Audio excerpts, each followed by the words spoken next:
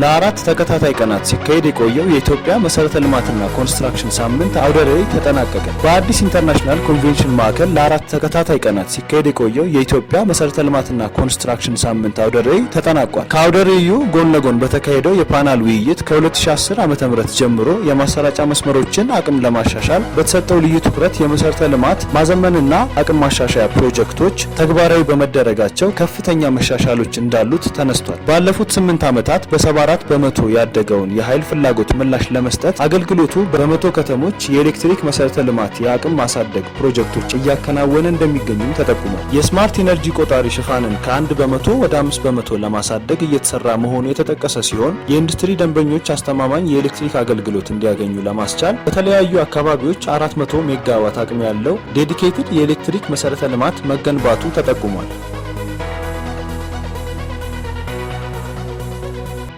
ከ13000 በላይ አዳዲስ ደንበኞች የኤሌክትሪክ ተጠቃሚ ሆኑ። በኢትዮጵያ ኤሌክትሪክ አገልግሎት የነቀምት ሪጅን ባለፉት 9 ወራት 13148 አባወራዎችን የኤሌክትሪክ ተጠቃሚ አድርጓል።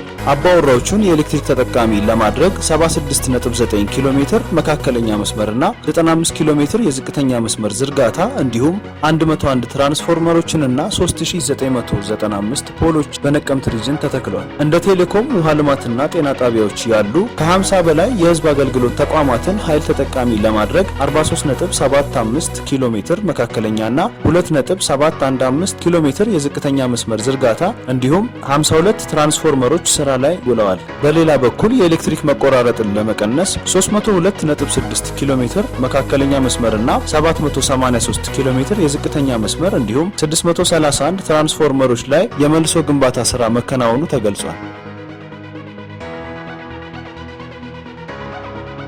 ተቋማችን የበለጠ ወደ ደንበኞች ለመቅረብ ቀልጣፋ፣ ጥራት ያለው አገልግሎት ለመስጠት ምቹ በሆኑ ቦታዎች ተጨማሪ የቅድመ ክፍያ ማዕከላትን ከፍቷል። እነዚህም ፒያሳ በቀድሞ የተቋማችን ዋና መስሪያ ቤት ወይም ኤሌክትሪክ ህንጻ ግቢ ውስጥ፣ አቡነ ጴጥሮስ ሰሜን አዲስ አበባ ሪጅን በሚገኝበት ህንጻ ላይ፣ 6 ኪሎ መድኃኔዓለም ቤተክርስቲያን ህንጻ ላይ፣ ሜክሲኮ ቡናና ሻይ ህንጻ ምድር ወለል ላይ፣ ኦራኤል ቤተክርስቲያን አካባቢ ቢናስ ህንጻ ላይ፣ ቦሌ ሚካኤል ላይኛው ኮንዶሚኒየም፣ አቃቂ ታክሲ ተራ ጤና ጣቢያ ፊት ለፊት እንዲሁም ለቡ ሙዚቃ ሰፈር ናቸው። በመሆኑም ውድ የቅድመ ክፍያ አገልግሎት ተጠቃሚ ደንበኞቻችን በተከፈቱት ተጨማሪ የቅድመ ክፍያ አገልግሎት መስጫ ማዕከላት በመሄድ ካርድ መሙላት የምትችሉ መሆኑን በአክብሮት እንገልጻለን። የሳምንቱን የዜና ቅምሻ ያዘጋጀውላችሁ አቤኔዘር ጸባይ ነበርኩኝ። ሰናይ ሳምንት።